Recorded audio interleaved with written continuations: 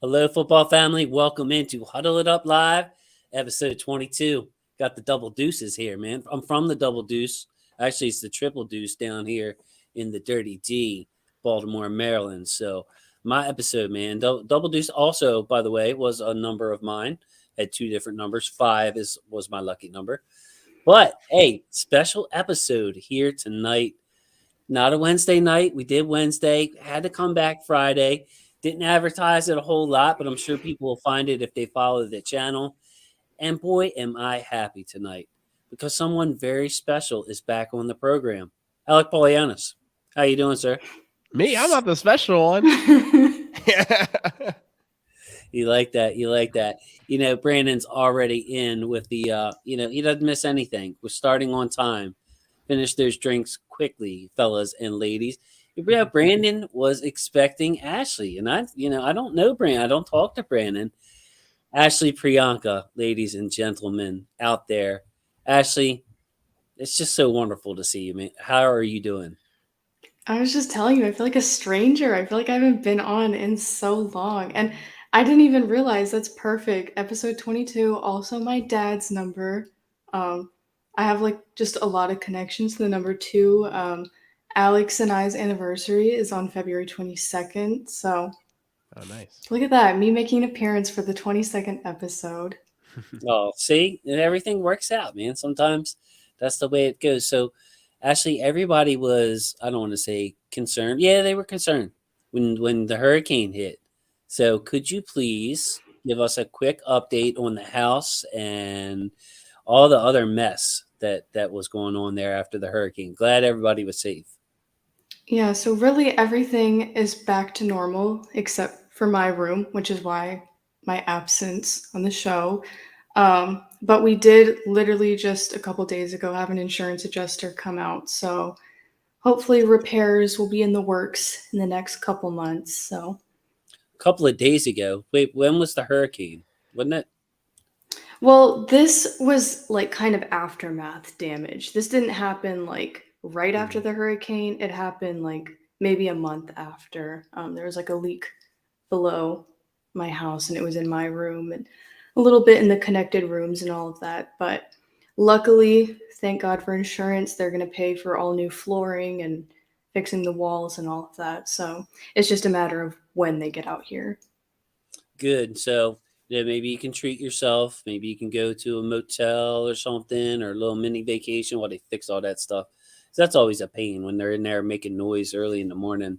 Can't stand getting house repairs. And Mr. Polianis, you have your own house now. What kind of stuff you had to do already? A roof. That was not fun. Yeah, and like kind of like you said, they're like they get started early and they're just going, all day long, just making a bunch of noise and ruckus, and you're like, yeah, it it's definitely loud. One of my neighbors also, because I guess we all got hit with the same storm and decided like it might be time to do roofs. They left for it. I was like, that's the smart move. But we were here for it. So and Pixel was like, what the heck is going on? you know. Yeah, yeah. I was here when we got new carpet in, and they were banging on and man, I couldn't take it after about 4 hours. And it was like three guys, and two of them would look like they were over 70 years old. So I'm like, man, why can't I get some young blood in here? Raven 76 popping up. Salute, salute. Hey, I appreciate all the comments tonight because I didn't really advertise this too much, and we're just kind of going on the spur of the moment. I have someone very special in the waiting room that I'm looking forward to seeing. Can I get a thumbs up in the waiting room? Can you hear me? We ain't even test this thing out. Oh, I got a thumbs up. Ladies and gentlemen, making his debut on the channel, first words I'm going to hear from this person, the man of the hour. Come on to YouTube, sir. It's Black Peace, peace, Daniel. peace. Hopefully you guys can hear me. I pray Yeah. you can hear me. Can hear you. Outstanding. Can That's hear you. wonderful. I'm happy to be here, man. So, Thank Black you for the Daniel, invitation, man. Appreciate it. I love it, bro. It warms my heart. Last minute coming on. Have you ever been on YouTube before? Not in this capacity. No, not at all. What you got going on in the background there, man? I like looks Oh, nice. oh yeah. Music, Ravens, whatever. I'm an artist. I Okay. just happen to love sports as well. You know, That's nice. So, what part of the world are you from? Are you originally from Baltimore? I'm originally from Southern Maryland. I left Baltimore a couple years ago. I moved to North Carolina, so I'm here in the Wake Forest area. Yeah, but I'm a native. Okay. North Kakalaki. Yeah, that part. Yeah, see? Showing off my roots. So, Black Daniels, what do you think about the show? You come on, and you see in the comments, joke around, have a good All the time. time. Also in the Purple Rain. What do you like about the show, man? I'd like to just hear some feedback. It's actually really simple, Jason. You guys offer a platform that not too many people offer. You know, with the film analysis, you give some really in-depth details that most people probably aren't paying attention to. Outside of probably Coach DC, Coach Evans, you guys are, I can guess you can say, one of three that I know of that actually will give you a lot of insight that just looking at the game, not taking time to watch film, that average people don't get to see. And of course, we have a talented cast of folks that come through here. Shout out Garnett, not sure where he is, but shout out that guy with the Black Air Force energy. But we love it here, and also shout out to Alec, who is basically crapping on everybody with his camera. It's okay though. Yeah, It's cool, man. He got the 8K OLED, man. Come on. Let's see, Black Daniels, you'd be interested to know this, man. Ashley and Alex, simply came up to visit me. I don't know if you heard me say that. Oh, by the way, I don't want to forget Raven 76 Beemore. Check this out, Black Daniels. He is Wake County outside of Raleigh. So yeah, that was all in there. Yeah. Man.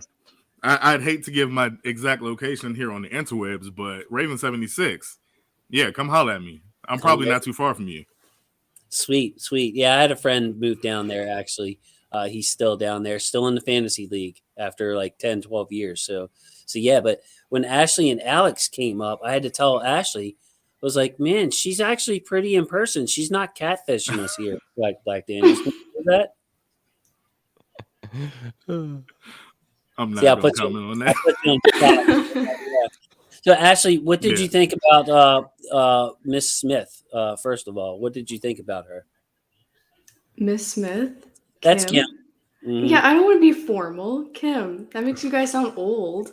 Yeah, I love you guys. You guys, it really is. Football is family. Like, we have made like a connection far beyond football. Like, we have a relationship where I can call you guys and any time of the day about anything, just if I want to check in, anything like that. And that is not something that I've had with just like direct family. So that is so important to me. Yeah, that means a lot. That means a lot. But yeah, Kim loved you to death. It was cool. I don't call you Black, bro, but that just don't feel right. Like Mr. Daniels, I guess I go for him. I mean, technically, it's correct. Never mind. It is. See, I've always appreciated your sense of humor. Me and you get along real good. But yeah, it's just wonderful because like when they were up here, it's kind of like, all right, there's a young couple, making their way up. Yeah. And to stop by and see us, we don't get a ton of visitors. You know how it is when you get older. I know you probably you look like you're in your 20s, Mr. Daniels. So, yeah, doesn't crack. Black Daniels. I am on the precipice of 41. Believe it or not. Yeah, I like the Pearl Jam reference. So, what, sir? Can you name how many Pearl Jam songs can you name? Probably one. Even Flow. That's my jam, man. I'm not going to front for you, bro. That's my jam, though. Okay, Ashley, do you know any Pearl Jam songs? Listen, if I heard them, I would know. I know Eddie Vedder's voice, okay, but I don't know. I don't know the songs. It's not really my style. And Alec, your favorite band is Rush. Neil Peart on the drums. That's right. But I was actually listening to Pearl Jam and 10, the album 10, like literally yesterday or 2 days ago. So I used to play a lot of those tunes, like Even Flow, obviously, Jeremy, on Rock Band with the boys. It's a lot of fun. Okay. I can see Guitar Hero from Brandon DeShields from a little town called Schittsburg. Born and raised in West Baltimore. Okay. All right, nice. Yeah, see, I'm more on the southeast side, man. Yeah. How is no one saying black? It's legendary. Black Daniels, that is the song Black. Okay. That is a Pearl Jam song, one of their favorites. It tattooed everything, man. That girl left him, broke his heart. You want to hear a great Pearl Jam song, Pearl Jam Black. Probably the best song that they made, in my opinion. Good call, See, Brandon. I So stand in line with Ashley. If you hear the voice, you can't deny it. You know it's Eddie. Yeah. But ask me to name the songs, I'm gonna get out. Yep. yeah. So what do you think about how are you feeling about this game, Black Daniels? Like we all want to get to know you, how are you feeling about all this? I'm oddly calm about this game. Why? I'm not sure. I believe it can go one of two ways. Honestly, we win or we lose. And we know that if it's the latter, that's going to be a wrap on the season. I think with the news that's been surrounding Lamar mostly, we kind of knew that was coming. It seemed like it was trending in that direction. But I believe that our best case scenario is we let that guy rest. We go into this game with JK. I haven't heard any updates on Gus, and I might be late. Gus is a He's a thumbs go? up. Yeah, He's Gus is a a That's go. awesome. So, we go in there with our bread and butter. Of course, I guess we're still waiting on a QB decision between Huntley and Brown. My hope is Brown. I feel like he'll give us the aggressive nature that we need to possibly push that ball down the field. However, I think it's going to rest on our defense this go around. And if they show up the way that I think they're going to show up, I think we're going to have a contest on our hands. And it may come down to close score late in the game, but there's an odd piece of confidence there. But I'm calm about it, and I've already made peace with it, win or lose. See, that's where I was. And you must have been agreeing with me when I was talking Wednesday. If we lose, I really don't care. Like, we're supposed to lose, but if we end their season in their house, and I got to talk to Ashley just a little bit today, just a couple of texts.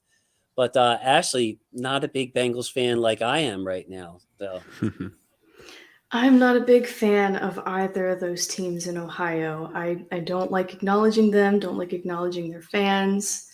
But I do think it's going to be a close game. I don't think people are giving the Ravens enough credit because I think the injuries, no Lamar, is a little daunting. But the games that we've had with the Bengals have not been like these crazy blowouts where the Bengals just look like this super top dog team. And honestly, if they win, they're not going much further in the playoffs. So I kind of feel that.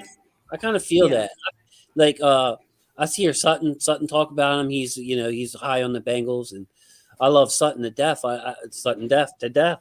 But I don't see it. I don't see a dominant team. I look at their O line, that's beat up.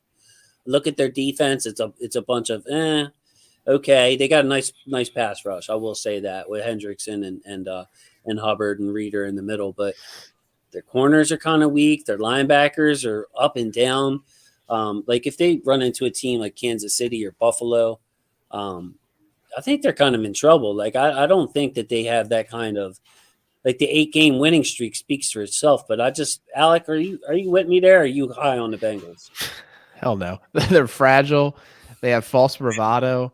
I mean, no team would be so upset about this coin flip situation if they actually were confident they could win football games.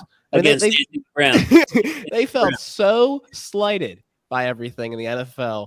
And they're like, woe is me. And it's just because they're insecure about their success. And they know, like we know, that they're getting knocked out either this week or next week. It's that simple. Like, I know we will either win the battle or the war. There's no doubt in my mind. We're either going to beat them and knock them out, and that'll be pretty cool. Love to see it. Or we'll get a better draft pick than them, and they also won't have a Lombardi trophy like us. So it's all good. Hey, I want to bring up a couple of more people while they're in here for sure. Shrimp Trawler. Black Daniels, man, he's an Iron Man of the show. Shrimp Trawler in here dropping dimes all the time. He likes, Ken McCusick, Coach DC. Both have been, by the way, very, very kind to me since I came on here. Ken, I would tell the story. The first conversation I had, I went like anti-Ken, like everything he stands for. We was talking about positional value. And I was on the opposite side, and he could have very easily been like, I don't want this guy on my show. and I'm a regular in there. I think, we do the draft together every year. That's really, really big. And also Edwin back in. Hey, man, nice to see you. Where he said finally got to be present for another live stream. I'm glad, man. I'm glad I caught you at a good time. Wasn't expecting a lot out of the stream. I just wanted to invite Black Daniels on. Yolanda couldn't make it tonight. Also reached out to her, and of course Ashley, with her early schedule, now getting up at butt crack o'clock in the morning over there. It's hard for her to do the show, so hopefully she can stay awake. We got to make sure, Alec, we don't put her to sleep here. Trying to get energized myself, man. You were commenting when we first got on the stream that I wasn't high enough energy, and I'm hoping that I can keep it going all stream long. So Ashley, it's been a while. Brandon DeShields is saying to hit the like button. Is there anything that you would like to say? How rusty are you at this? I'll do my best. See if I remember. Like the video, subscribe, and don't forget to hit the post notifications button so you never miss a post from Jason. He is posting film all throughout the week, so you don't want to miss that. And you don't want to miss when he goes live. That's right. Also, big thing coming up here. Shrimp Trawler, thanks for the comment, first of all. My draft guide was incredibly accurate. It really was. I did better than all the national guys last year, so it's going to be hard to duplicate that. It was one of my better years. 2020 was actually one of my, or 2021, coming off the COVID year, was one of my hardest because didn't have it. So I rebounded big time last year. It's hard to put out all 22 film. I'm not going to do it on the channel because I could lose the whole channel. They're very strict about that. Coach DC, his old channel was all 22 cuts, lost his channel, had to come back and build that whole thing again. I got too much out there to risk it. So I'm going to probably do like some solo videos where what do you think about this, Black Daniels? Go on for 5 to 10 minutes, talk about a prospect, strengths, weaknesses, what I think will translate, maybe what he can't do well, what teams will be a good fit, that kind of thing, and then just pump out like 40 or 50 of those bad boys on the more popular players at least. I think that's actually positive, especially considering that most people's attention span is about here. So what you want is, a lot of information, quick hitters, get them in and out, and I think that'll probably bring a lot of traffic through, Jason. I think that's a great idea. Yeah, you're right about the attention spans. If you saw the analytics and saw like the average viewing time of the video, it's like, oh man, they all check out after like a minute or two. And I'm always thinking of how to improve it. Last year though, we had the barbecue where I brought on people like Alec was part of it, and he brought up his favorites, and we looked at the big board and we discussed certain players. Alec was on the Isaiah Likely bandwagon. Alec, that was your big hit last year. One of them, yeah. I really liked Isaiah, and I have my misses too. Pour one out for Sky Moore. Hopefully, that he's not a miss yet. No, he's not a miss. They're never a not miss yet. But when they're like the second they show brilliance or a hit, like I feel like we got to be a little bit more fair. But yeah, no, I mean he. I liked a lot about Isaiah Likely. I want to point out, man, your pick on Kate Otten was out of control. Like I really started to like him too more and more I talk to you, and we just been seeing great things out of him in Tampa Bay, and I expect a lot more next year because I think tight end's really difficult to learn. So any of these guys who have a quick start, keep an eye out for sure. You know what, Ashley? You know what makes it tough is some of these guys go to terrible franchises and get lost or misused. I mean, you can never tell. Was it? Well, how should I go back and evaluate my evaluation of him? Was I right? Was I wrong? Or was it just like bad luck and nobody could do anything about it? That's what kind of makes it fun for me, Ashley, is that, you're going to be wrong so much. Well, I just wanted to go back and say that you were right about the short form content, that being big right now. So I just want to say that's a very good idea moving forward with your channel. And also it's a good idea for people like me who really don't watch college football like at all anymore. So I don't know really any of the people unless they're like some big star prospect that you're hearing on mainstream media. I don't know like the smaller guys. I would have never had known Likely without you guys. So I think that's a great form for people to learn more, especially I know I'm not the only one. So It's gonna be fun, man. It's gonna be fun. I'm still trying to weigh my plans for draft night. I want to do something with Ken because he had me on for 2 years in a row, and that really helped build the channel. And then, but I kind of need to branch out here for all the people who support me here. So I'm gonna try to figure out something. With Black Daniels, we signed Roquan for 5 years, 100 mil this week.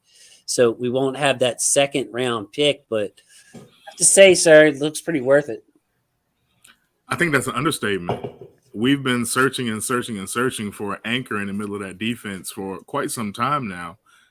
Can't say that we've had failed experiments, but how many times can we bring back Josh Bynes and hoping that he's going to be that guy? So with the addition of Roquan here, locking that down, we got 5 years on the table. Granted, we have other areas that need attention, but having Roquan added to this roster for the next 5 years is absolutely incredible.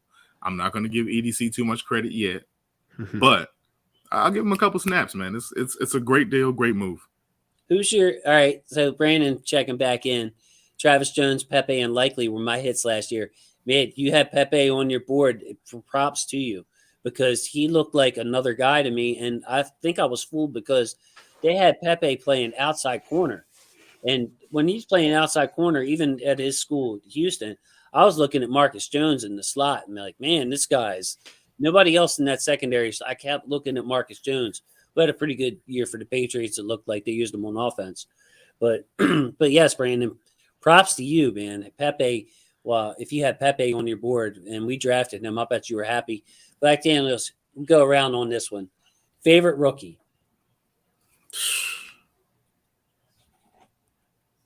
Uh-oh. I'm going to go with Kyle Hamilton. I like the trajectory that he's taken, especially from the beginning of the season. Guy was getting roasted. He was roasting himself on Twitter.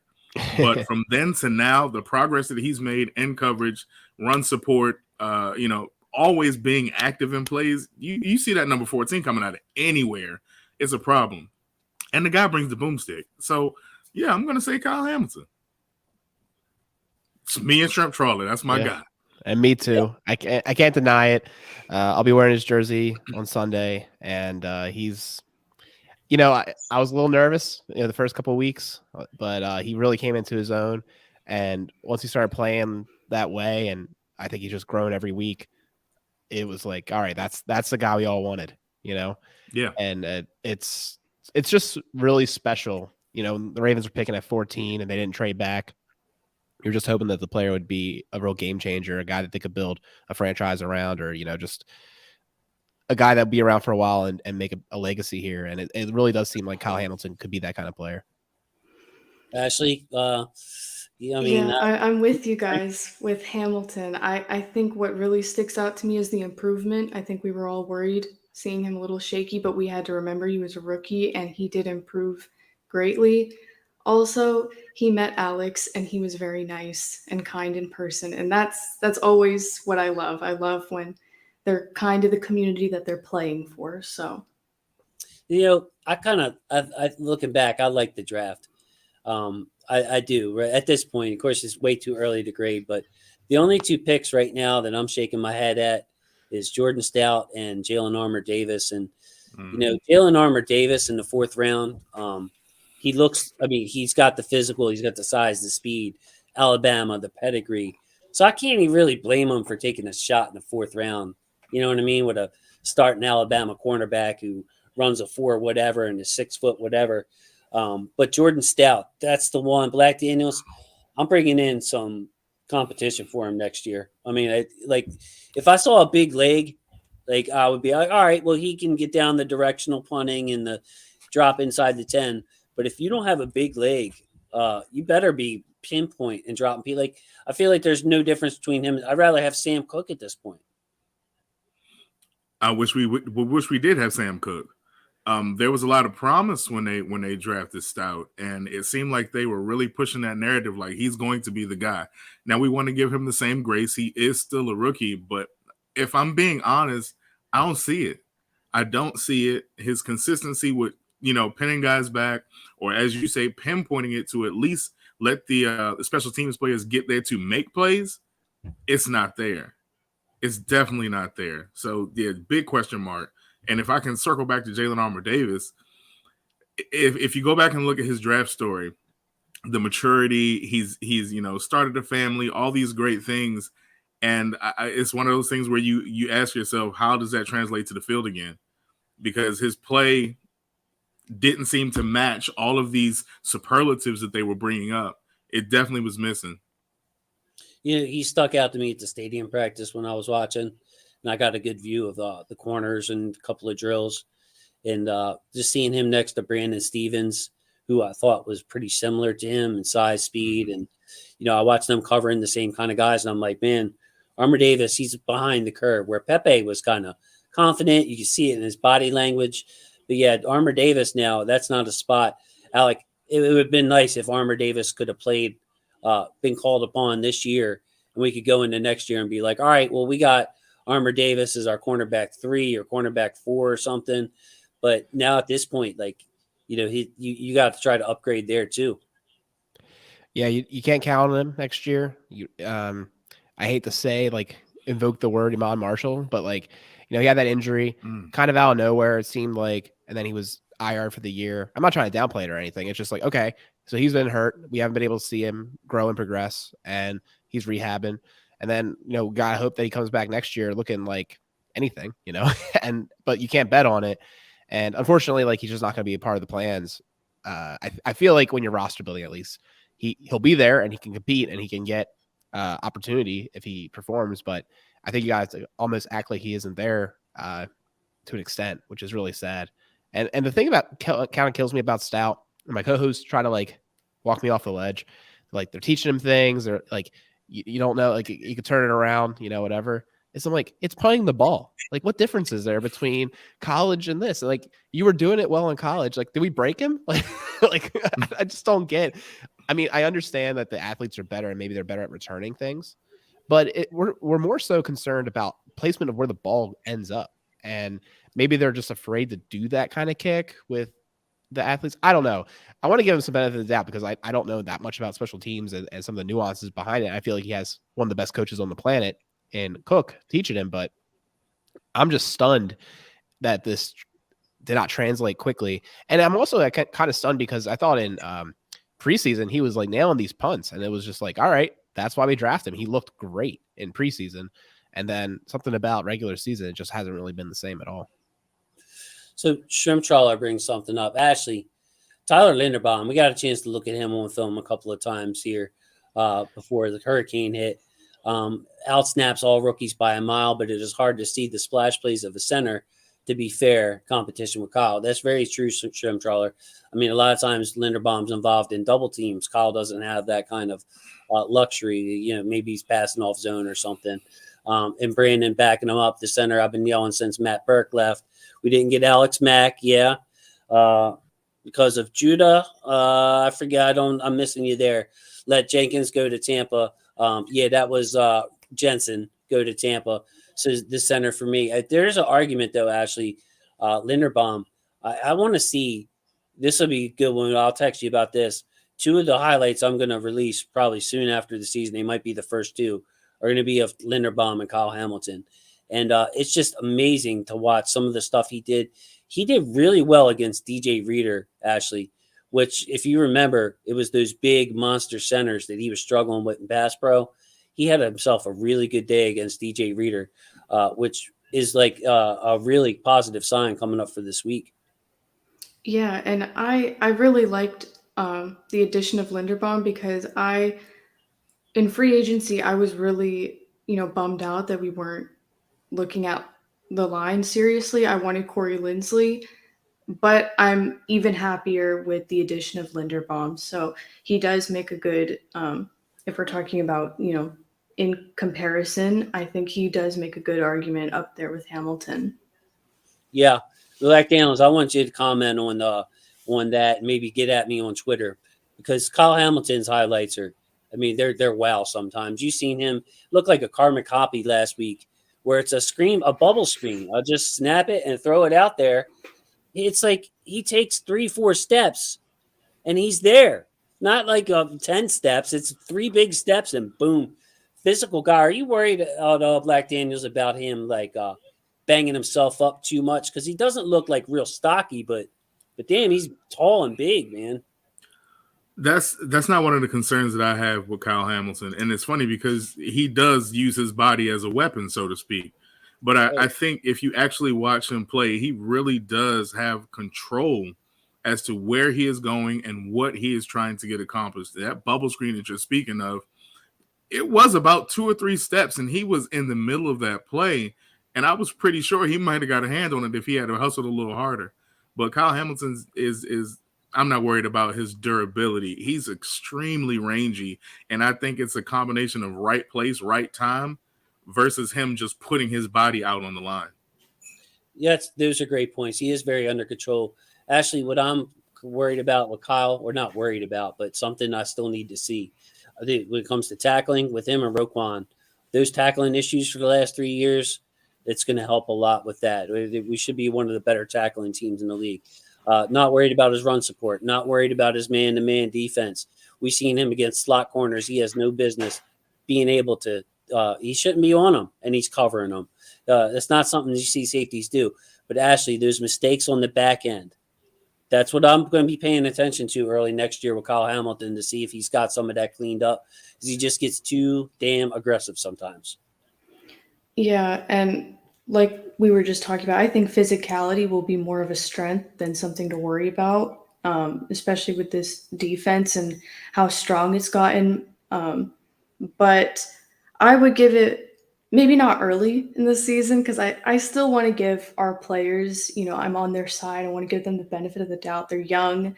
I would give it to like mid-season until we really think of it as like an issue, because the beginning of the season, depending on what preseason looked like, they're still getting into the groove of things. And depending on how the season ends for them, going first exit or if they go all the way, who knows? It just depends. So Ashley, also Mike McDonald, you know what I mean? Yep. It was a rookie coordinator. We saw a lot of miscommunications, gave away games with double-digit leads, and this is a different defense this time of year. Like, any kind of unit, I think, Ashley, you're supposed to get better as the year goes along. The teams in September completely different to the team now here in January. The offense went the other way, unfortunately, but the defense just kept getting better. It seemed like week per week, taking away, like people say, oh, we didn't play nobody. Just take all that out. I ain't even talking about that. I'm just talking about how tight they look, how they're playing as a unit. Roquan thrown in there, Mike McDonald getting used to stuff, putting Kyle in the slot and leaving them there. Like I think Mike McDonald did a pretty good job this year so far, Ashley. Yeah, I honestly wasn't the biggest Wink fan, so I was excited of the addition of Mike McDonald. And being a younger coach is so important, especially because of how young the defense is. I felt like there was more of a genuine connection with him and these players, and you could feel it. You could feel the difference in it. You could feel as the season progressed, you could see the difference in the players, and Roquan being a huge addition, which I predicted on the show. I did. So You did. just wanted to remind everyone. No, I love the not so humble brags. It's I try to get a few of those in every week. Alec, I want to see if you noticed this, because Ravens 76 B more. You're talking about Linderbaum here, relentless and plays through the whistle. There was one play where he was away from the run went to the sideline. He's climbing up to the middle linebacker, Jermaine Pratt, who, of course, had a lot to say last year about J.K. Dobbins and all that. And I swear to you, Alec, he blocked the man like 40-yard downfield. Couldn't get off the linebacker, couldn't back up and get off the block. Like Linderbaum was faster than him. And then the other play that stands out to me is the play that Sammy Watkins made that he fumbled. Linderbaum's down there with, I guess it was Demarcus Robinson. But it was Sammy, Demarcus Robinson, and Linderbaum was all the way down there running, like looking for a block. The ball comes out, then he hauls butt, kind of took a little like late shot at the pile. You know how linemen get away with that, because like the line jumps on the pile. It's like, oh, well, you expect it. But Linderbaum is relentless, man. He is absolutely relentless. Yeah, he's just playing like a vet out there already. He knows when he can get his little hits in and, put in the physicality. I think he's going to be a fun player for years to come. I'm excited for an offseason in, a professional weight room. I think that if he's able to add a little bit more strength, it's going to make him even more dangerous in all aspects of his game. And I just think he's going to be fun. He's made for a decent amount of highlights this season already. And I just like the idea of having a great offensive line. You know, you think about it, you're like, if I have an amazing wall and then I have some playmakers on the outside, a good running back, like it almost can minimize what the quarterback is. Like you can just, if you build all these assets around, and then you got a guy like Lamar, if you're able to get him to sign long term, it's like, why can't this offense be excellent? So I like the way that they're building. I think it's good, and the center is at the center of attention almost at sometimes. All right, so I'm gonna test Black Daniels on here. I love it. See, he got the right personality to put his feet to the fire. Elliot Anderson, Elliot, I remember you donated earlier this year. I believe you were one of the first a few people that sent me a Venmo or Cash App. I remember that, man. I remember that. Never forget stuff like that. What's up, y'all? More likely, Kyle plays the slot or replaces Chuck at safety next year. Black Daniels, how we playing this, bro? That's a tough question. Is Chuck going to be here next year? I think we start there.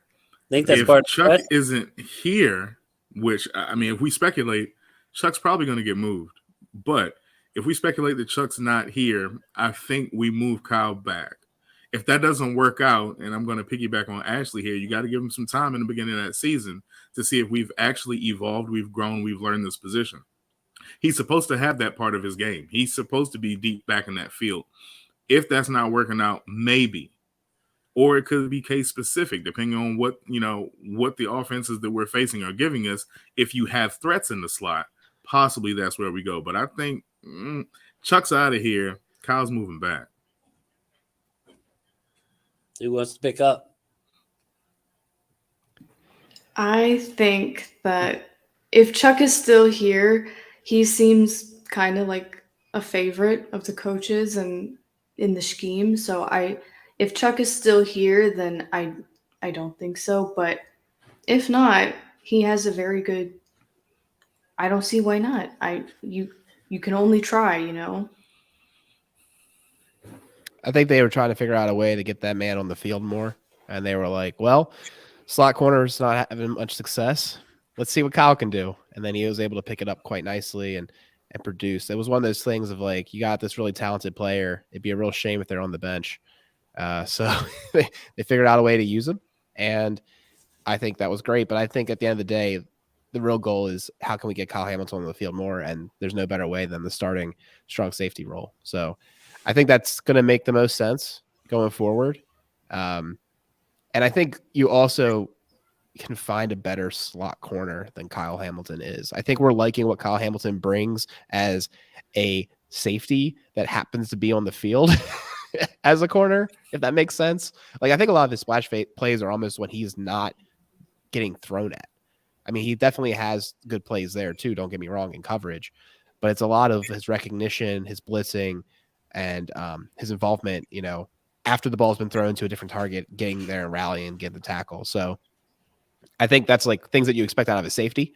And I think it'll be a natural fit to go back. Yeah, me personally, I think that it would be a waste to not have him at strong safety next year. You got Marcus Williams as a free safety. You got Kyle Hamilton as a strong safety. What does a strong safety do? Strong safety mans up. We've seen Chuck Clark have the man up on Travis Kelce's and things like that. That's your natural spot. You're going to be on the left side of the defense, the right side of the offense, usually where your wide tight end is lined up next to the tackle. So you have Kyle and Chuck's spot close to the box, lined up over the tight end, and really uses instinct. And when I look at the way Chuck Clark plays the box, excellent player. Kind of like I always use the term take a bullet. Obviously not, but sometimes when you're there and the blocks are coming at you, you can't really come forward and smack somebody. You just kind of gotta man up and just take the beating, and have a guy like Derrick Henry or something run you over.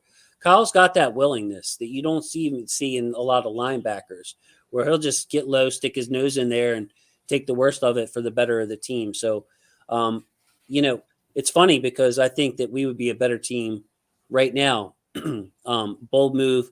Harbaugh won't do it, but Kyle Hamilton is so good when it comes to being in the box that I would love to see come next year him be next to Roquan and have like a guy like Geno Stone be that strong safety, or keep Chuck, put Chuck in the box like he's used to, have all three safeties on the field. Like, yeah, I could see that coming, because if you have a guy like Kyle Hamilton or Chuck Clark in the box, Black Daniels, you're not losing much on run defense there, man. Like, You're not at all. Your point, I'm sorry, I need you to continue because it's valid and I'm listening now, because you've kind of changed my mind. Whereas all these safeties on the field, kind of like what the Chargers did to us in 2018. You got these guys playing the box real tight, real close. I'm continuing to listen, Jason. I'm a fan now. Continue. yeah, I like it. I mean, the thing is, PQ is playing so well right now, and they decided to keep him and Roquan on the field 100% of the snaps. So I ain't saying like change it up now for the playoffs, especially since we haven't had a slot corner emerge. Like, Kyle's our best slot corner right now for this year, for this game. But next year, I wonder if, like, actually I could see a situation, say, where Chuck wants to get traded. Remember, he wanted to get traded this year. And the Ravens are like, look, Chuck, we tried to trade you, and there wasn't really much interest. Are you sure, sir, that you wouldn't want to stay here and come in on passing downs as the second linebacker right next to Roquan and just play, say, Kyle's role, 60% of the snaps on passing downs, 50, 60% of the snaps? Maybe Chuck stays if he realizes he don't have a market. Yeah, and honestly, what I was surprised that you said was it was too bold and Harbaugh won't do it. And these are all great things, and I love what I'm hearing, but I'm keeping that in the back of my mind because I know John, and I know John's here for the long haul. I know everyone has their different opinions about John, especially after this season, but if something makes a little too much sense, like you were just saying, I would have to be convinced that it's going to happen. I think if you take a guy, Alec, 14th overall, that by year, and he plays well as a rookie, by year two, he's going to be put in his position. It's going to be more about him than working him. You work others around him instead of working him in around others. Say. It's a reasonable thing. I was laughing actually in agreement, not like because my buddy was saying, like, I don't know, like, everyone's like saying Greg Roman's gonna get fired once the Ravens season's over, and I'm like, that seems likely. We also thought that in 2020. Like, we also thought that in 2021. You know what the difference is this time? You don't have to get fired. His contract's up. Yeah, I know. So we could just get not re-sign. We're just like just Sean Jackson. We loved having him around. Great to get to know him, and we'll just leave it at that. Or like we'll move on, or whatever he said, right? So yeah, no, I hear you. We'll see. I think that in the ideal world, you get a better slot corner out there, and I wouldn't be shocked if we trade Patrick Queen this offseason. And steal my thunder. I'm sorry, dude. We talk too much, but it's just true. Like, you think about how cheap he is. He has 2 years of control. You could probably trade him for a second. It's kind of weird. Did we trade a second recently? I could see that happening. And then you have a guy like Ross or I don't know, anybody come and fill in there. Chuck Clark, find another safety in the draft that you like. Geno Stone still or hanging around. Geno Stone. Yeah. And there you go. Like, I could definitely see that being an option. So we'll see if PQ has a market, and I'm sure he does. It's just a matter of if there's enough suitors to get the price up right. I definitely think he does. This is what is that, Mr. Smithers, right? Black Daniels cultured over there, right? Yeah. So yeah. I'm thinking trading Patrick Queen for DeAndre Hopkins or Jerry Jeudy or Mike Evans or Chris Godwin. This fan base would go nuts if we pulled that off. I mean, that'd be awesome. I love it. But yeah, devalue position for a valued position. Oh man. Yeah, but Hopkins went for what? Second and the fifth last time? Second and the fourth? Yeah. So it was peanuts, literal peanuts. Yeah. And you got an unhappy person like Jeudy who's I mean, he might not even show up if they don't trade him. The Buccaneers might be starting over without Brady.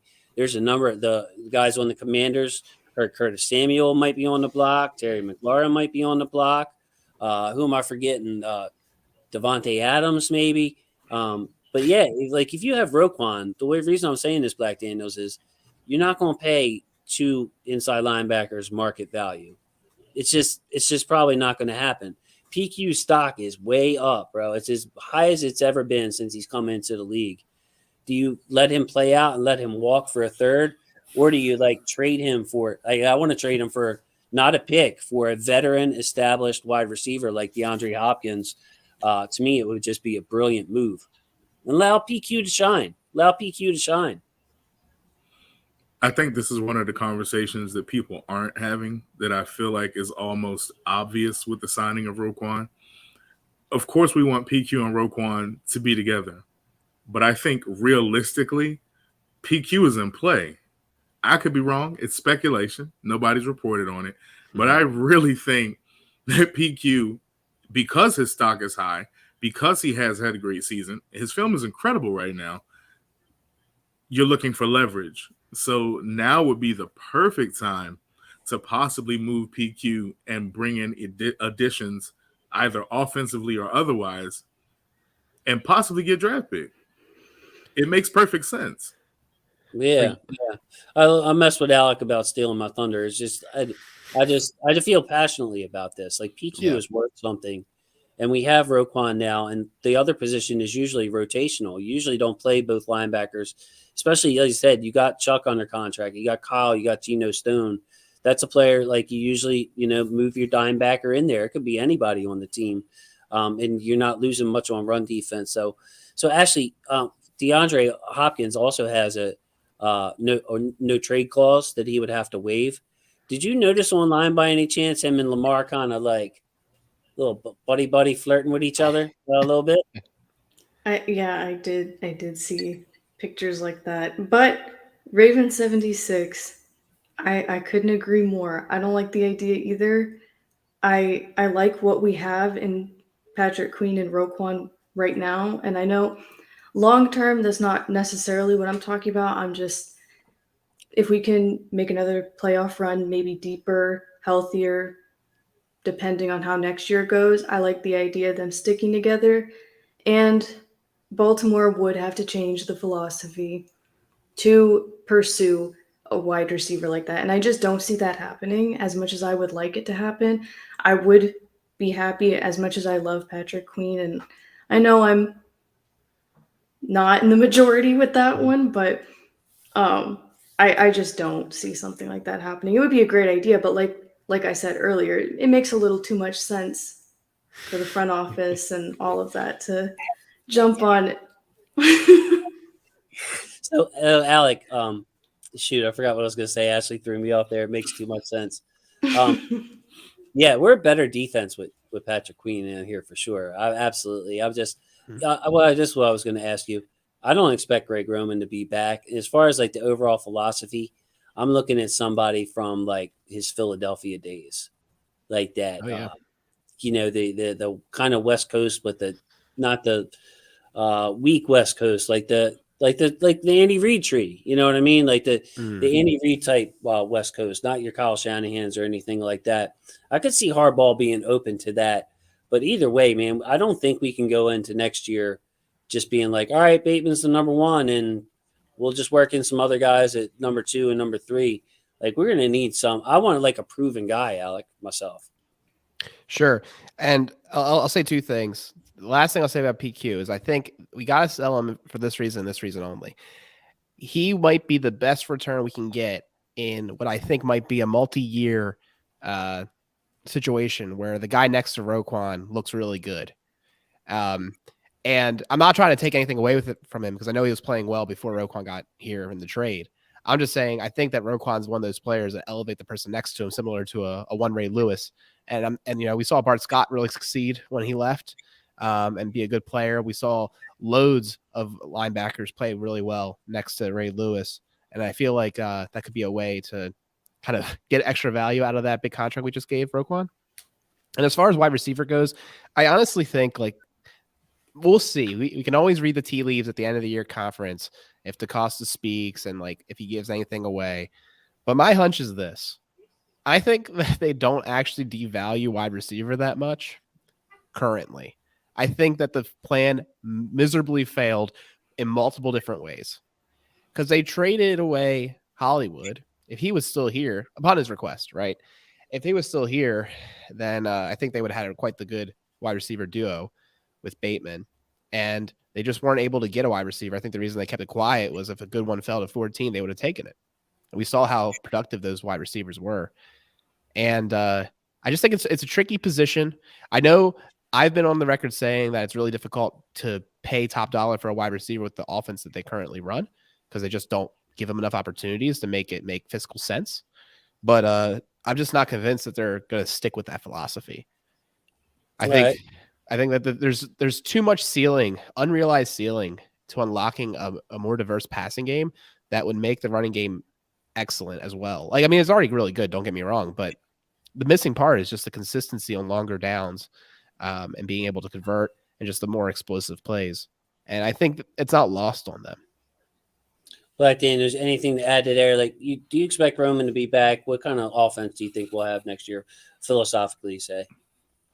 I don't expect Roman to be back, but stranger things have happened.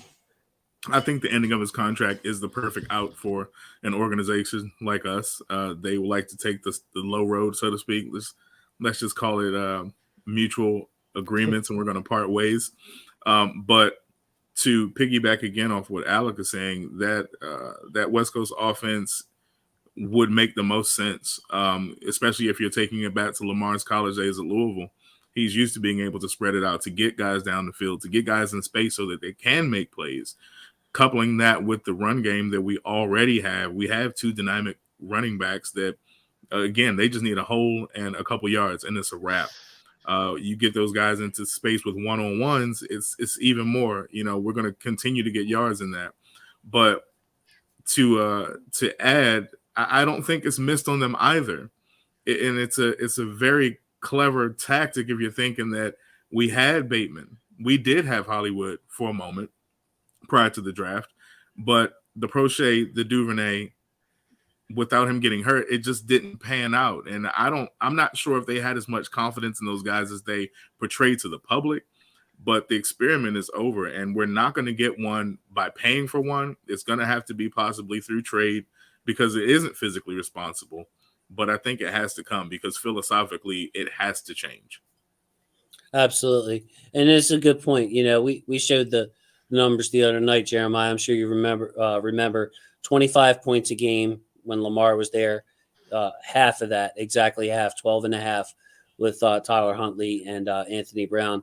The passing game was hot, but I really honestly attribute that more to Lamar than anything else. That's just my own personal opinion. I think he's graduated Greg Roman's scheme. What's the Kodak line? Maybe I'm not your speed. Maybe I'm not your speed. I can't complete that. You tell me to take my time with you, but maybe I'm not your speed, Ashley. I think Lamar's not Greg Roman's speed. He wants Lamar to take his time with him, but Lamar ain't his speed.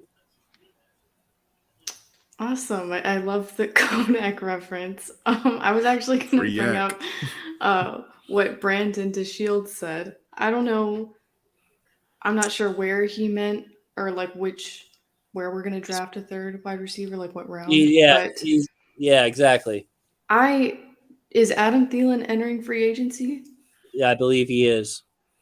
I'm not mad at that. I would be happy with that. And I know if we could pursue a DeAndre Hopkins, I would much prefer that, obviously, but I wouldn't be mad at Adam Thielen getting added into the offense, especially if we do get, hopefully, a new offensive coordinator. So let's talk about the game. All right. Well, I don't want to go too long. I was figuring maybe go to 9:00, but we got a playoff game this week. So Ashley, I went on and on and on about my dislike for the Bengals, how this team can hurt me. I'm just kind of looking forward to seeing a possibility to end their season. How you feeling about this game? don't think it's going to be a blowout. I don't think we're going to be embarrassed. I don't think it's going to be nearly as frustrating as some of the games that we've been watching. But I do not think they're going to win this weekend, but that's okay. Higher draft pick, more time for these players to heal. And then we'll get right into the off season, and then we can focus on what's important, like contract talks, prospects, all of that. And I'm looking forward to that. So Do you think it'll be close though? What kind of like score are you talking about? Like low 20s to teens? yeah, Some I don't Bengals. I don't like guessing like that, but with the way our offense has been, I think it's going to be like high teens, maybe like a 20-17. What's your attitude to this game, Alec? I'm curious to know. Breaking news, everyone. Alec Polianis is going to Cincinnati to watch this game. Tell us I'm about it. going. I'm going. Yeah, I teetered all week long, and Wait a minute. You What's didn't up? have to sell. You're not going to have to sell the camera, right? no, the camera's good. No, I was a little bit flip flopping, but I decided, you know what? I think it's going to be a real special opportunity to get to go, and and Jordan just messaged me saying, "Are you on with Jason right now?" Yeah, I am. Hopefully Jordan will be there. I think that'll be a lot of fun. Ken's going to be going. So it's good. It's a good group. So and that's part of the reason, good company. Like when is the next time I'm going to get to watch a game with all those fools? Like, I don't know. So we're going to go out there and represent, make a lot of noise. And the reason I'm kind of here for it is I think that we're going to put some business on him, man. Like, I just think that we have a chance to do something special here. I really like the matchups. I can see the path of us winning, and I'm just gonna be here for it. You know what? And I don't think I'm the only one. So the line was at 9.5 yesterday. It's back down to 8.5. I think it got a little too juicy. And honestly, I think it's kind of crazy. The Ravens haven't lost by that all season long, and we played the Bengals twice. I don't know if anyone remembers. Yeah. So here we are. So I think that we are in good shape. As good of shape as we can hope for almost at this point. And yeah, I don't know. I'm just I'm excited, man.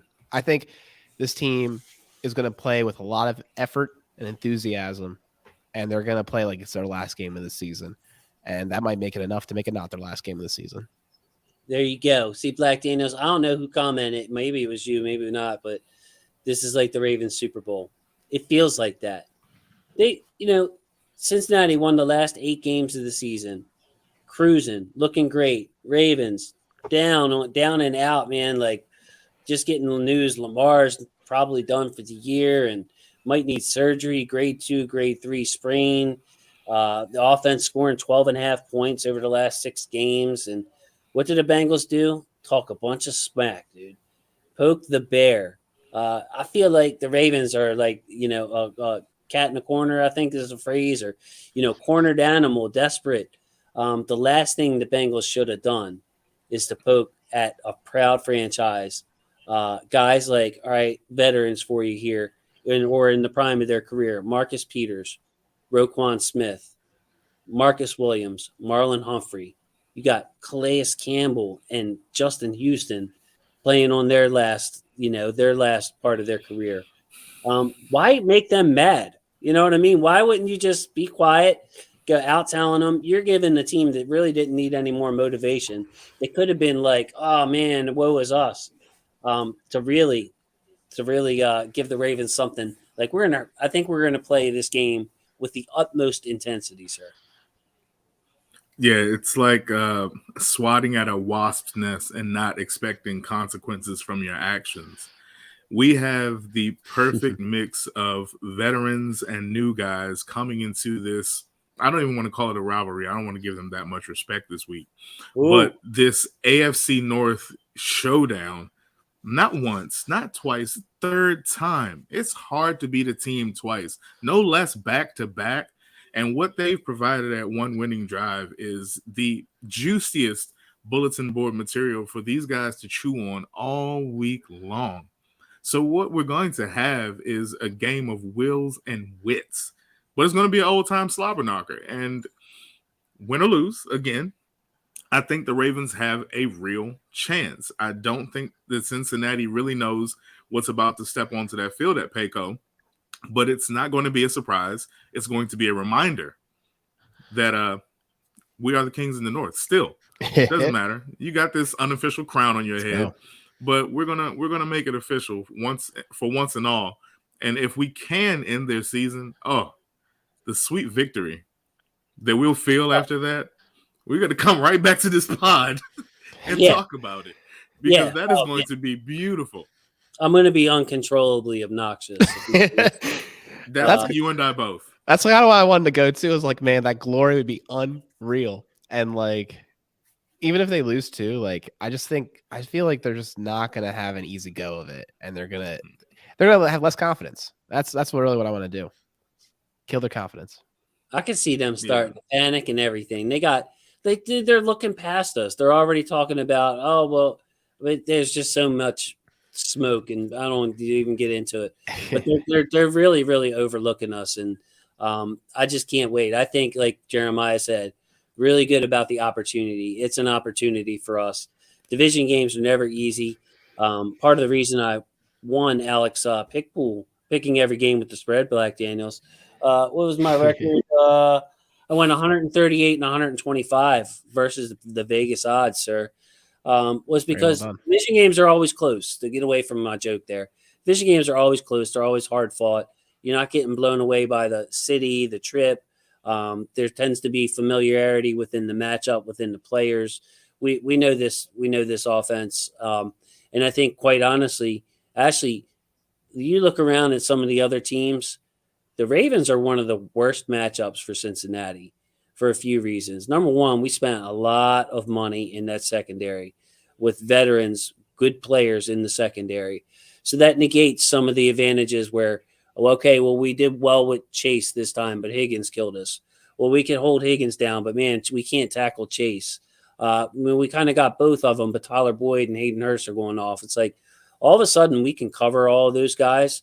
We need them to have good games. Believe me, Chase is still going to get his yards. Higgins is still going to get his yards. But it's not a complete blowout like it would be against other teams, Ashley. And they can't run the ball for anything on us. Basically nothing. So it's going to make them very one-dimensional, Ashley. And, I mean, if we just get the littlest bit, let's say an average help on offense, we're a terrible matchup for them. Yeah, that's what I was going to say. I don't feel like this game is going to be high scoring whatsoever because of how good our defense is against them, playing them the third time this year. And as frustrating as our offense has been, like you said, if we can just put some points on the board, we're right there with them. And it's not this crazy. I mean, I've been seeing, the media has been talking about mostly Lamar not playing the game, but that doesn't necessarily count them out when you've looked at the defense and you look at Cincinnati's not. If they move past the Ravens, if they're not beating a Kansas City, a Buffalo, they're not beating these teams.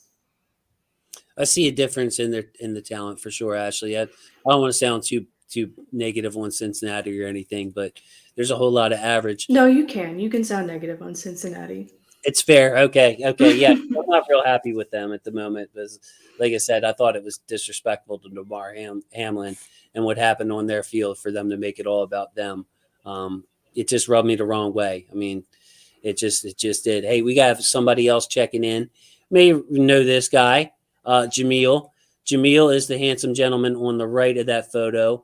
Knox is the also handsome gentleman on the left of that photo. Caught up with Knox. Knox started a new job, Black Daniels. He's doing real, real good. Also, Coach DC. I hope your ears were burning. We were talking about you. You have some love in the comments here, Coach DC. We love you. He's saying we are Tarver to their Roy Jones. Bad matchup. Not too much of a boxing guy. Black Daniels, explain that analogy because I know Roy Jones, one of the best. I'm not heavy on the boxing, but I remember those. Roy Jones, nemesis. It's not a good time. Okay. And Edwin's popping in here. Alec, you were talking about this last time. We spotted them 21 points on turnovers. Shoot, we gave them. We fumbled in the end zone. They fell on it. If we protect the ball and pound them, this game will be a long, painful night for Cincinnati. I'm stressing the painful part on here, Alec. Yeah. Well, we got a fumble right near the the end zone too. Unfortunately, we weren't able to score points from it, which is another sign of it could have been even closer still. I think this team, we talked about it on Wednesday night. I think they were really trying to set up a few things, some passes that Burrow didn't want to make and jump on them. And I think it's all a recipe to get him off his game for this episode of the same show, right? So And 3.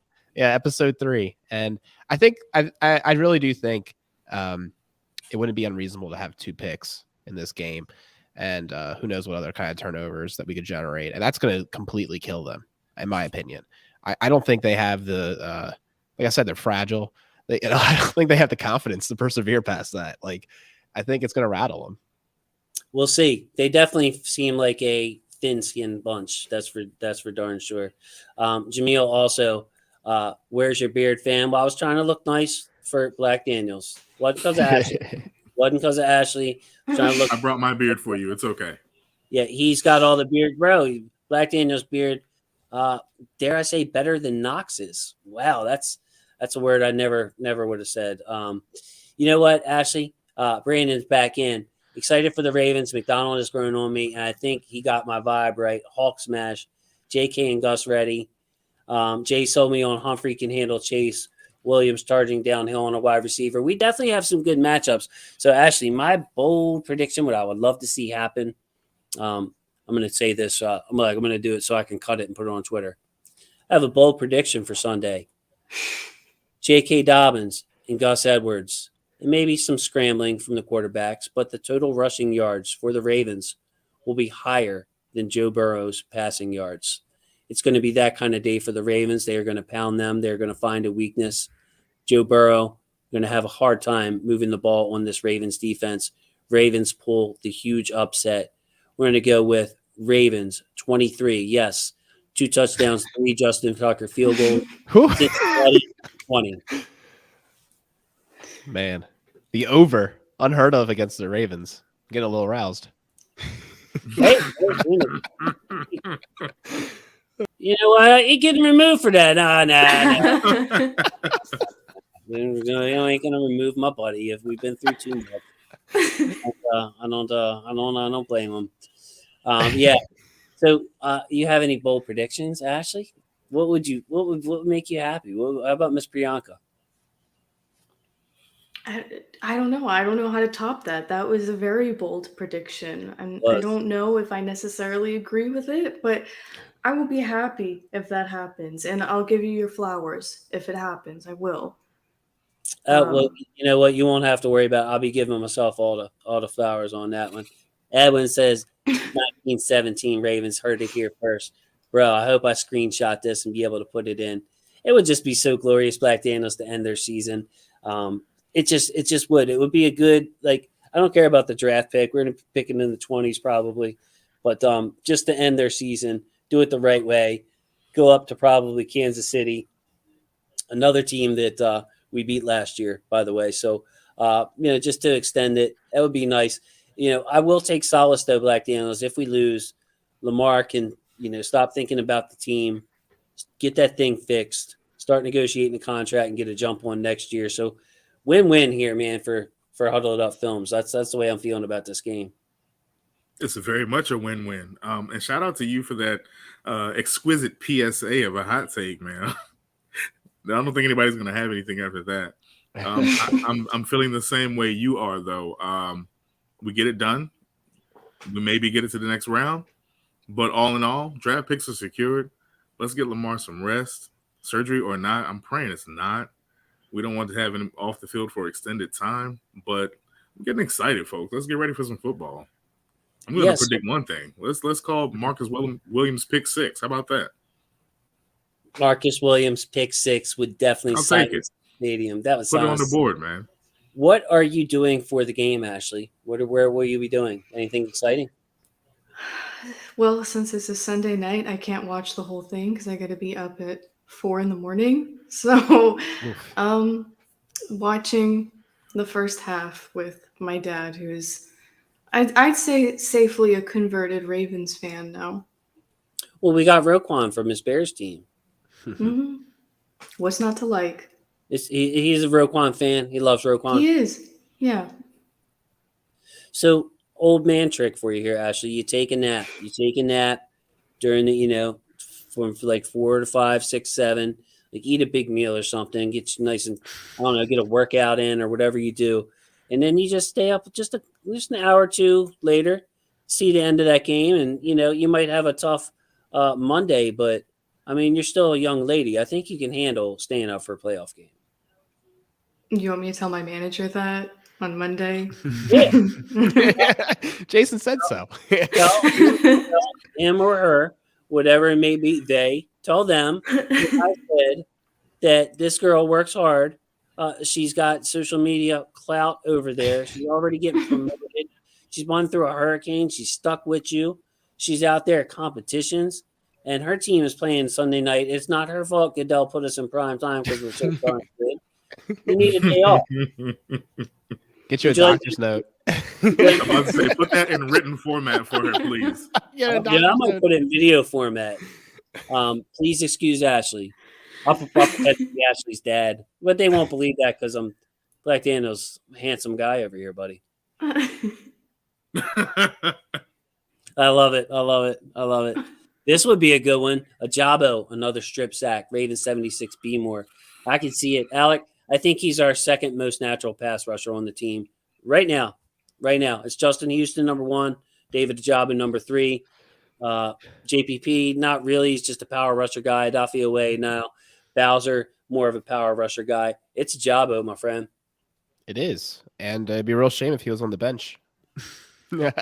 I think they're clearing the way, though. I think I think with Tylan Wallace being hurt, maybe they activate Isabella, but I think they're going to try to figure out. They're going to do some gymnastics. They'll figure out a way to get him available because I think it'd be, again, like I was using the term criminal about him not playing earlier, but like after what he showed in that game and the impact he made, it'd be criminal if they don't find a way to get him snaps. Like you can't tell me some of these other players are making more impact than he could make, even in limited snaps. So he has to find a way on the field.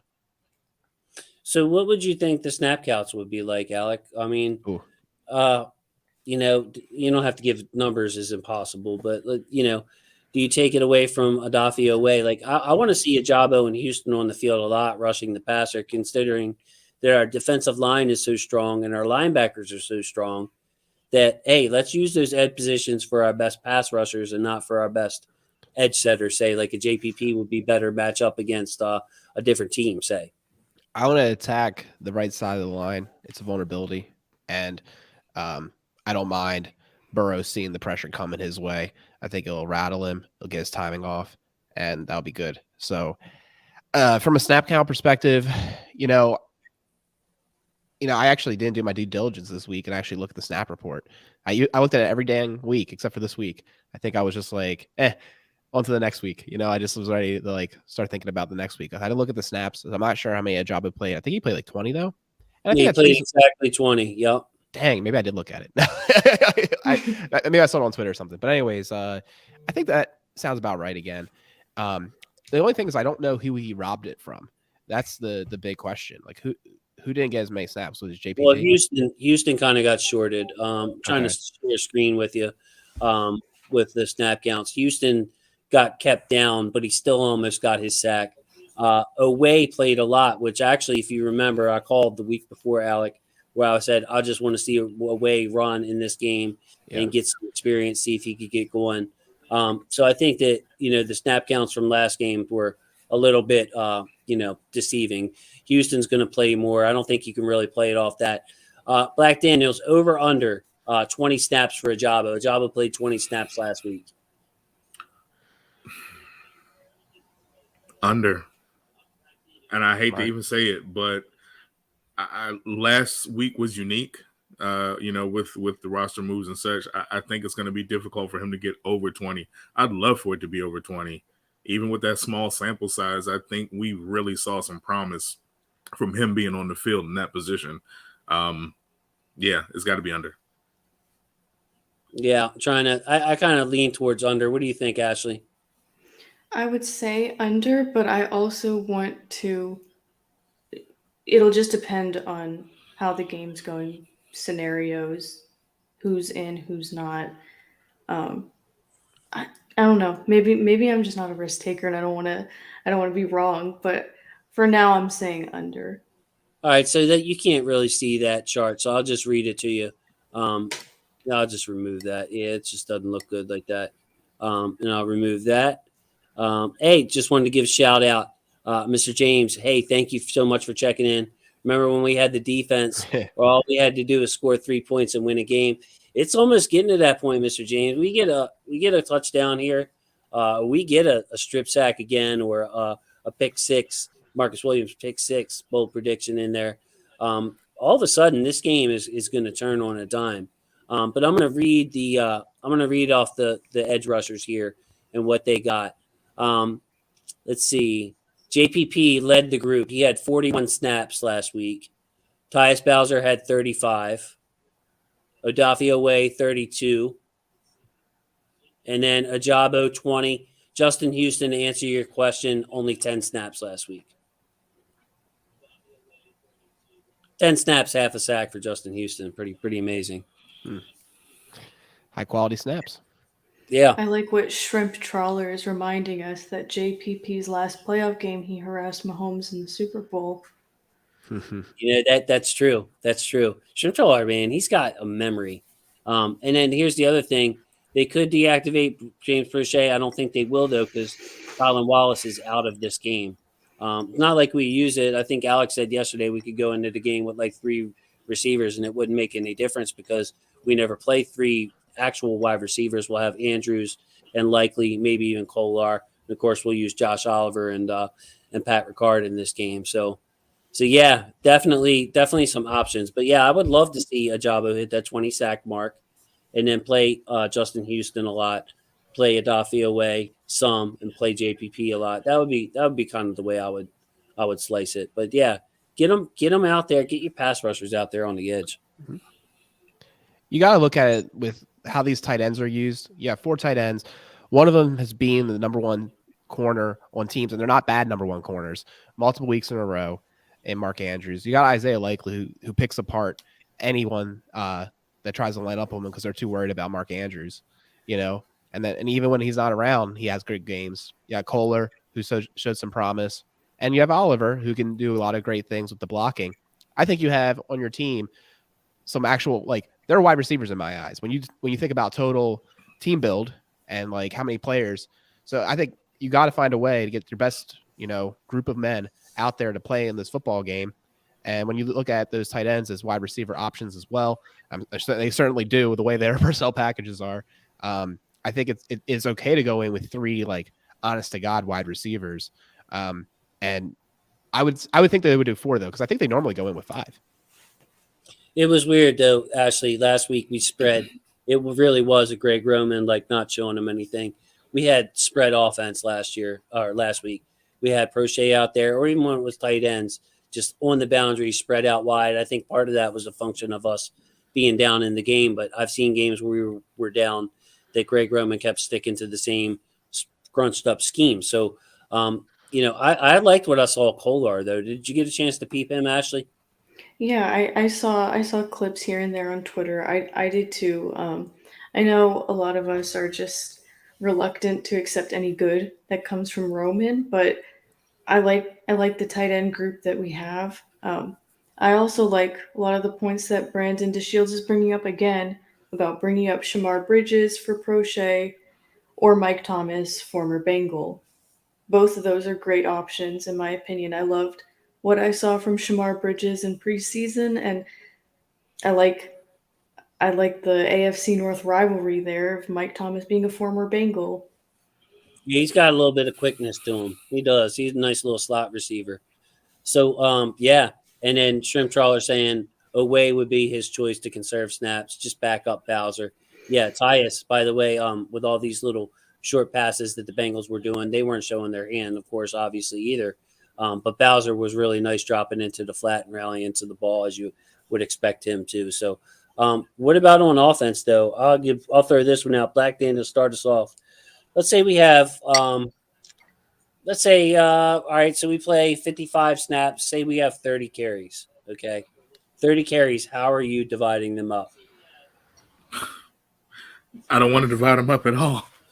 I want my best horses running this ball, man. I mean, if we're going to do that, then we're going to give equal carries, JK and Gus. I mean, situational and all, those guys have got to get their hands on the ball. They've got to get those carries in, because if they're not getting carries, then we have no chance of trying to get the ball out to our wide receivers or our tight ends. It's not going to happen. The offense has to run through us running the ball. So let's just split it evenly and call it a day. Let those guys go to work. Whoever's hotter, maybe they get a few more or whatever runs or work, but just all JK, all Gus. Alec, how you feel? Yeah, I mean, I think that's the key of the game. You give it. My number one thing I've been saying is you got playmakers on this offense, and unfortunately, your quarterback's not necessarily one of them anymore. Get it to the playmakers, hand it off the ball, throw passes to your playmakers. Like, I just don't want to see Huntley or Brown do too much in this game. And I think that's actually part of the reason why the offense had more success with Brown. At least like looked a little bit more competent, is that they didn't think that he was something he wasn't. And they didn't do any of those design QB runs that I think Huntley's just not that great at. I'll take him scrambling if like he needs to, but I think the design runs with him is just a bad bet at this point. All right, Ashley, I want to get your comment on the carries, and then also I'm throwing this to you. So how do you divide up the carries, number one? Number two, I want to get your opinion on the quarterback situation. Anthony Brown reminds me a lot of Mitchell Trubisky. That's what I see in him. Staring down receivers, can make you big plays, will throw the interceptions. That's kind of it looked like what I saw from Trubisky against us. So how do you divide up the carries? How do you handle the quarterback situation, Ashley? I didn't get to talk to you about this. I want to see Gus just absolutely bully and run through Cincinnati, because Gus is my favorite running back on the team, and I've just missed seeing that. And I think at some point they're just not going to be able to stop him. If your prediction is correct about us having more rushing yards than Burrow has passing yards. Bold prediction. And Bold prediction. as you know, my father, former Bears fan, big Mitch Trubisky truther in this house. I'm not really necessarily with him, but I think Anthony Brown might be a step below that, just because I've been exposed to the Mitch Trubisky propaganda and I've seen a little more positives in him. But I do see what you're saying, but that way, like Alec was saying, we know more of what Anthony Brown is than putting all these expectations on Huntley. So if he does have to scramble, I feel like it'll be more of a surprise and it'll be more successful. It won't be this often expectant thing. So Right, yeah, Black Daniels, they prepared a lot for the Bengals have for the Lamar Jackson style offense that we try to ask Huntley to go in there and do the same things. And there's levels to it, man. You can see it. Huntley is not as elusive as Lamar. It's not close, man. And Huntley also will run himself into a headache, which you really can't have in the middle of the game. But just picking up on the quarterback situation, what I've been coming to, I actually texted our guy in Graven today. I'm like, I thought about this a lot. I'm starting to settle on start Huntley, but have a quick hook and go to Brown if the offense isn't moving with Tyler Huntley. Where do you stand on it? Give me your opinion. Go anywhere with it. See, that's an interesting theory, and I don't have the faith that they would make such a change, not mid-game. I didn't necessarily love what I saw from Anthony Brown last week, but I think there's a certain, I guess you want to call it looseness. He didn't have as much pressure on him. They didn't feel like they had to throw a lot of plays at him, so he was able to make his reads, I suppose. It didn't seem like there were a lot, but make the right decisions with, limited resources or limited choices. With Tyler Huntley, I know that the playbook is wide open. There's more room for error. We do have, the chances of him being able to get extra yardage with his legs, but he's almost always going to put himself in a situation where he's possibly going to get hurt on that play. So without him going to the blue tent, I don't know. I'm really leaning towards Anthony Brown as kind of a safety net. That way they can kind of control the offense and maybe play ball the way we're supposed to play ball. Maybe we get to look at that Roman offense the way that it looked last week, where we are spreading guys out, where we are creating these rush lanes and we are getting these yards. I think that's the way I want to lean. And it doesn't sound like a safe bet, but I think it might be the best bet. Alec, you're not allowed to try to sway Black Daniels to come on one winning pod. He's part of Huddle It Up film, man. Like that's better said than I could. Thoughts on the quarterback situation? I'm kind of surprised, Alec, that a lot of people are, hey, Anthony Brown time. And it's, I think there's an argument for both quarterbacks. Where are you standing on this? I think that Huntley could have a good game if they put the Anthony Brown expectation set on him, kind of what's been discussed. And that makes a lot of sense to me. I think it'll be a short leash. That's kind of what we came to the conclusion of yesterday as well, is that they would actually probably – I think that's why they're saying that he's questionable. I think that they're really playing in this narrative so they can do it in a way that might not get him crucified by the press. Like, oh, his shoulder was flaring up, so can't do that with a quarterback. Got to put in Anthony.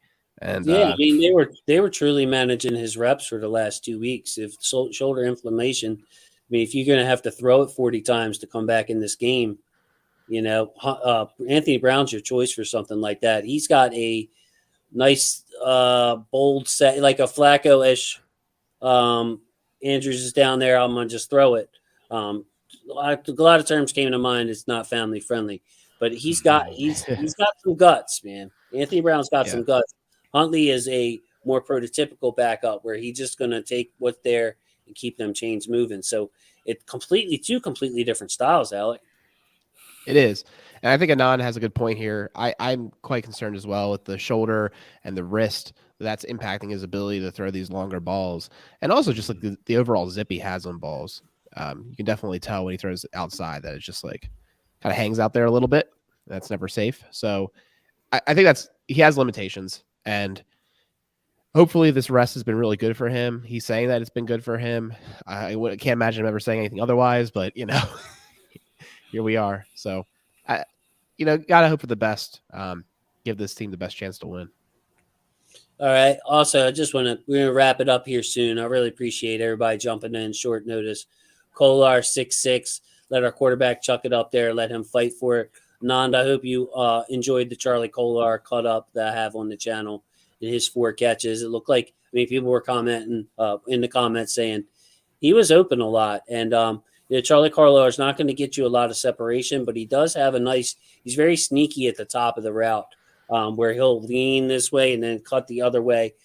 Very sneaky route runner. He's not going to be quick, of course, because he's, 6'6.5", 6'7". You don't get – these aren't NBA players. They're not that quick. But Charlie Kolar, man, yes. And then Anand also. We'll go around on this before we get the final thoughts. Ashley, would you like to see an Arizona Cardinals offense in Baltimore? Well, just one last thing about the quarterback thing. It might be a little too creative for Roman and our coaching staff, and plus I'm not saying they should do this and it would be a bad idea to try this now in a wild card game, but what if they did like what the Saints do? Like Anthony Brown is their Andy Dalton, Huntley as their Taysom Hill. Hey, so there's not so much pressure on either of them. You're splitting it between them, and they're doing what they're best at. By the way, Ashley, the Texans did that, and I don't know if you noticed because they were terrible, but I was picking the games with Alex. They won like 2 out of their last 5. They only won 3 games in the year. But it was what? Davis Mills and who was the other quarterback? Jeff Driscoll. They kept switching them, seeing where the offense was going. So, yeah, I like it. I like that. Cliff Kingsbury, though, Edwin, before I kick it to Ashley, I would say that would be the opposite of what Coach Harbaugh would want. I just don't see him just changing the entire philosophy, especially when you've got a lot of talent at tight end. Ashley, Cliff Kingsbury. Opposite of what John wants, exactly what I want. I would be so thrilled. I tweeted about it when it happened. As soon as he got fired, I said he's a Raven. And do I think it's going to happen? Probably not. But do I want it to happen? He's like my top choice for offensive coordinator. Ashley, but I just don't understand. Well, I guess I do understand. I don't know. It just like he seems like the other extreme. Like can I huddle it up, get a balance? You know what I mean? Have like somebody that can run and throw. Yeah. I like what I see, and I think he's a little more willing and creative, and we just haven't seen that. And I'm all for it, and I'm all for bringing in younger guys. Younger guys is what that's just the pattern I'm seeing in these successful teams and these coaches that are connecting with their players. They happen to all be younger coaches. Yeah. Black Daniels, real quick. Cliff Kingsbury. I haven't given it a lot of thought, but I have given it some thought. And I have to play devil's advocate here. The one thing we know about John Harbaugh is he's all about self-preservation. Cliff Kingsbury as an OC would be amazing, but would also be a threat if he had, a significant amount of success with what we have and what we might have in the future to threaten Harbaugh's throne. So I see that as it's not even going to happen. They're not going to let that man walk in the building. But if it does, Ashley, that's exactly why I love it. Right. I know. I feel a connection here, man. I feel a connection. My new partner, man, Black Daniels. Alec, go ahead. Give it to me. I, too, don't really have much to say about this. I'm kind of team Jason as offensive coordinator. So that's kind of what I want to see. No, be the worst. Can we write that in on a ballot? Can we write it in? Yeah. Okay. I'm way too impatient. I would have cut Nick Boyle in training camp. Like, I'm the opposite of Harbaugh. It might have been for the best. But anyways, I think that Kingsbury is all about the air raid, right? And like that's not really what I think actually makes sense in this NFL, personally. So I that's why I wouldn't want him. I think that is too far in one direction and the opposite of what the pendulum is swinging, so to speak. So I want to see a more balanced approach, similar to you, Jason. And I also just don't want to see a failed personality. I don't understand how these coaches fail so often at head coaching and then immediately get rehired as a coordinator. There has to be better talent out there. I mean, if you get to the top and you fail, like maybe they're really great, at that job and they got promoted to relevance or whatever. But I don't buy it. I'd rather get somebody completely different and fresh. He was kind of a surprise hire, if I remember correctly. 1 year wonder coming up, and yeah. Wow. So Ashley, it was so good, great, awesome to see you. So that was it's just great. I'm so glad you made time. I was like, well, I can do it on a Friday, and here we are. We did it.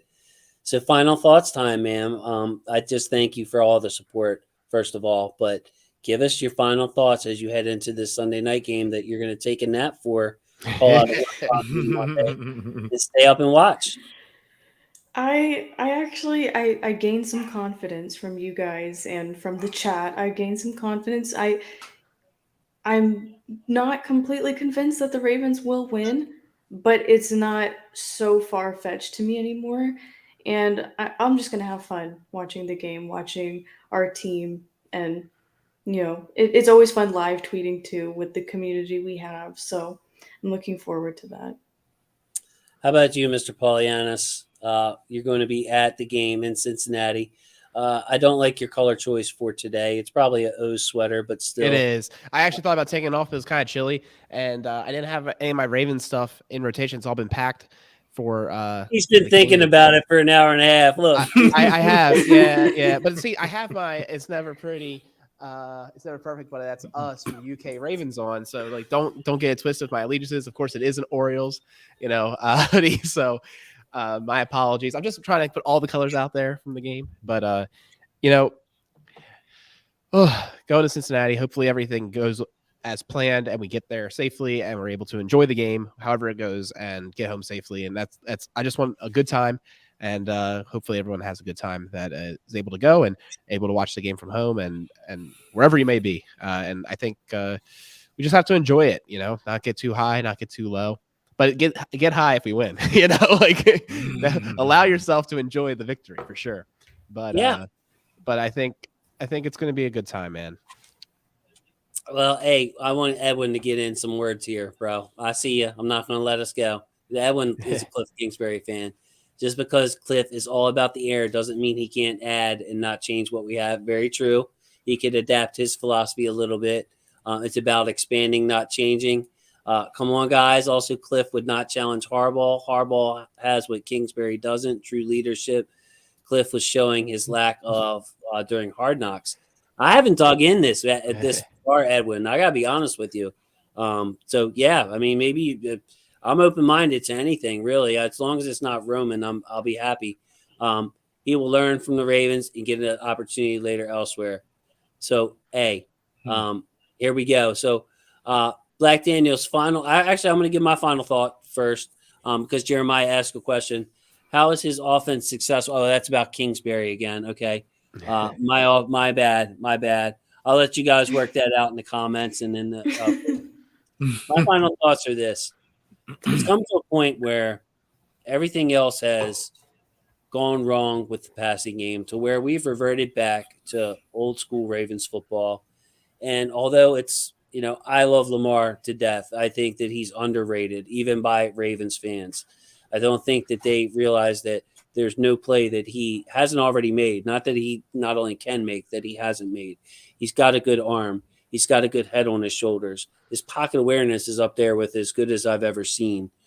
He got better throwing outside the numbers. He added a couple of miles per hour, it looked like to me, on his fastball just by building his base and being more consistent. I think this year was a year that first year I didn't see like a true progression in any one area. But he didn't get worse. The offense and everything deteriorated around him. Mm-hmm. So here we are. The running game could be peaking right now at the best it's been all year. The defense, the best it's been all year. This is a throwback game.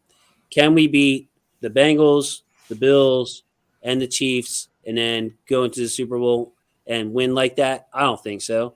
I think that's the reason their odds are so low on the Ravens right now. Can we beat a division opponent in their building? Hell yeah, we can.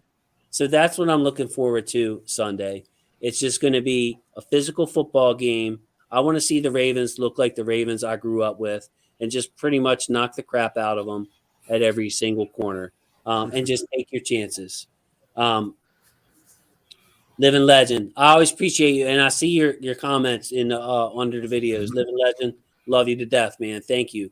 So Black Daniels, man, I didn't know that you were so I had so much to say and so good on camera, man. I was just expecting maybe just like it's great. Yeah. You showed out, man. Thank you so much. I love this, man, and hopefully you'll come on again with us. But final thoughts. Sorry for stumbling there. No, you're fine. It's your platform, so I default. First of all, before I dive into that, thank you, Ashley, Alec, Jason, for allowing me this opportunity. We love the platform as fans, but when you're able to get in here and really incorporate a fan, it's even better. This has been a great experience. Hopefully not the last, but the first of many. So final thoughts. Once again, as Ravens fans, we find ourselves at this impasse where our offense is lacking. It's not unfamiliar territory.